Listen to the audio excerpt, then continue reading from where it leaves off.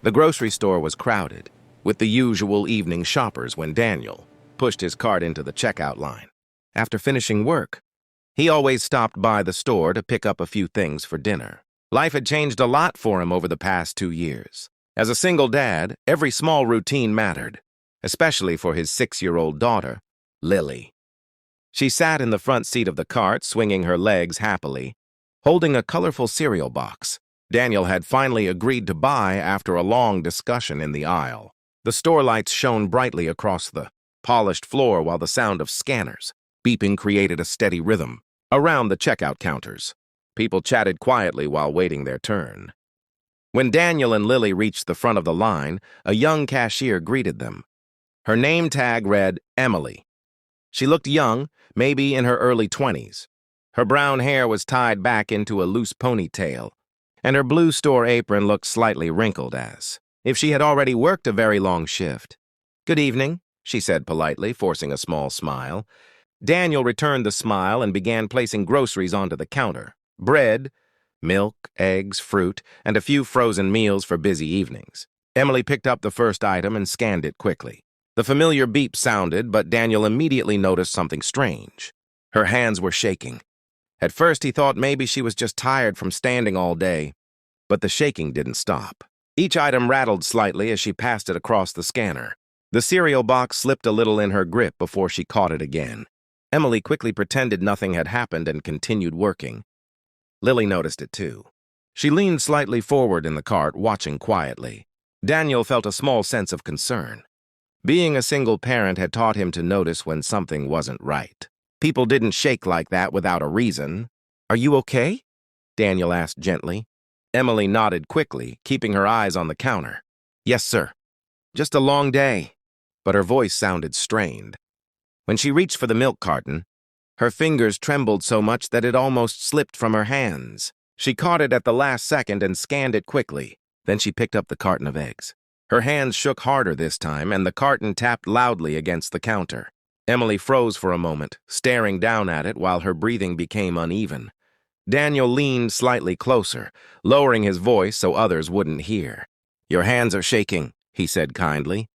"Did something happen?" Emily stood still for a few seconds. Her fingers rested beside the scanner, trembling. Finally, she swallowed and spoke in a quiet voice. "Sir, I'm not shaking because I'm tired." She took a deep breath before continuing. "I'm shaking because if I lose this job tonight, my little brother won't have dinner." The words were so unexpected that Daniel didn't know what to say. For the first time in a long while, he was completely speechless. For a moment, Daniel just stood there staring at the young cashier. The noise of the grocery store faded into the background as Emily's words settled in his mind. "If I lose this job tonight, my little brother won't have dinner." It wasn't the kind of thing someone said lightly.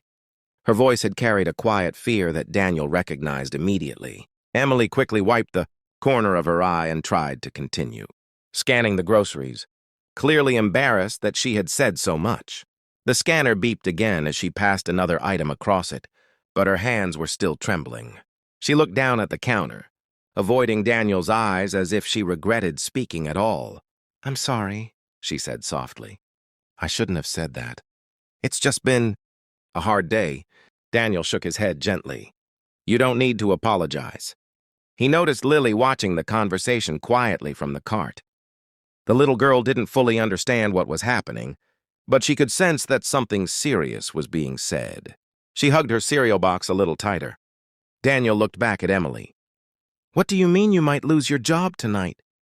Emily hesitated for a moment, glancing toward the small office window near the front of the store. A man in a manager's shirt could be seen inside, talking on the phone while occasionally looking out toward the registers. Emily lowered her voice. "I was late today," she explained. "My little brother had a fever this morning. I had to take him to a clinic before school." She paused, taking a slow breath.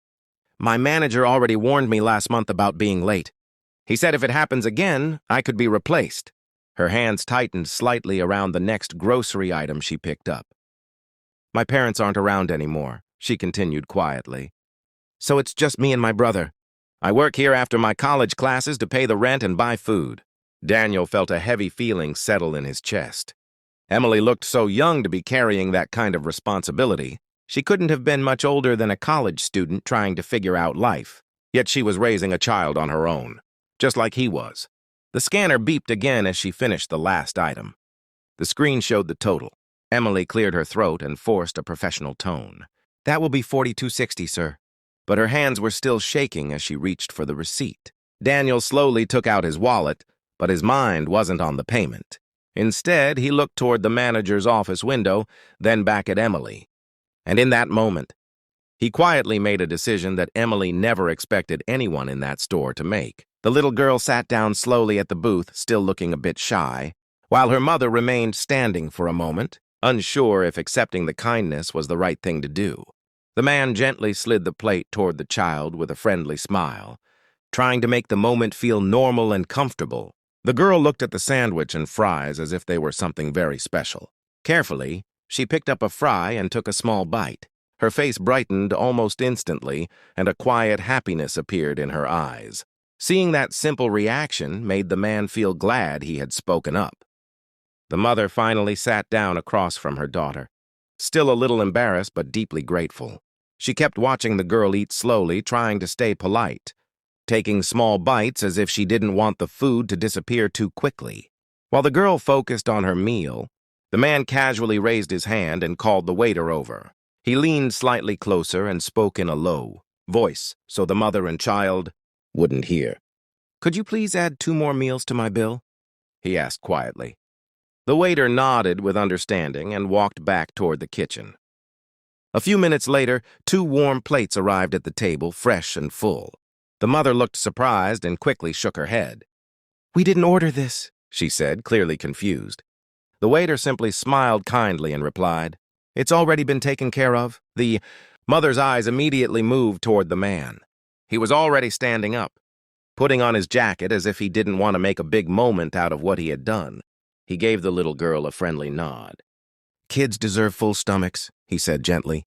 The mother felt her eyes fill with tears she hadn't expected. She placed her hand over her chest and whispered, "Thank you. You have no idea what this means to us." The little girl looked up from her food with a fry, still in her hand, and waved happily. "Thank you, mister," she said with a bright smile. Daniel slowly placed his wallet back into his pocket. The man waved back softly and walked toward the door, leaving the diner move away from the counter right away. He never asked their names, and they never learned his. Still trying to act professional, even though her hands continued to tremble slightly.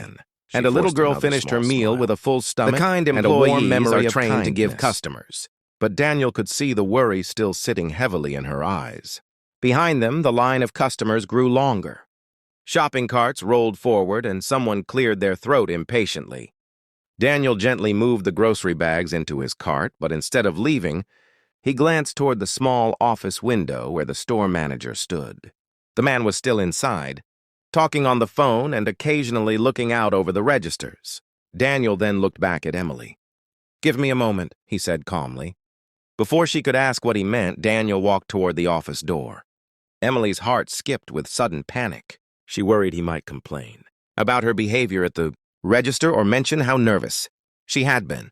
Losing this job would mean everything, falling apart for her and her younger brother. She watched anxiously as Daniel knocked lightly on the office door. A few seconds later, the manager opened it. Daniel spoke quietly with him for a minute. Emily couldn't hear the conversation, but she could see Daniel gesturing politely toward the register. The manager glanced over at Emily and then nodded slowly while listening. The conversation lasted only a couple of minutes, but to Emily it felt much longer. Finally, Daniel stepped away from the office and returned to the checkout area. Emily looked nervous. "Sir, is everything okay?" Daniel smiled gently. "Yes, everything's fine." He leaned slightly closer so the other customers wouldn't hear. "I just told your manager that you handled the checkout perfectly," he said. I also told him, "I saw a very hard-working employee who stayed calm even when things were difficult." Emily blinked in surprise. You did that?" Daniel nodded. "I know what it's like to take care of a child alone." "You're doing something very brave." For a moment, Emily didn't know what to say. Her eyes filled with quiet tears, but this time they weren't from fear. Just then, Lily tugged gently on Daniel's sleeve. She reached into the grocery bag, pulled out the cereal box, and held it toward Emily. "You can share it with your brother," Lily said sweetly. Emily covered her mouth, overwhelmed by the kindness she never expected to receive from strangers that evening. And in the middle of a busy grocery store, what started as a moment of fear quietly turned into something much more powerful: hope.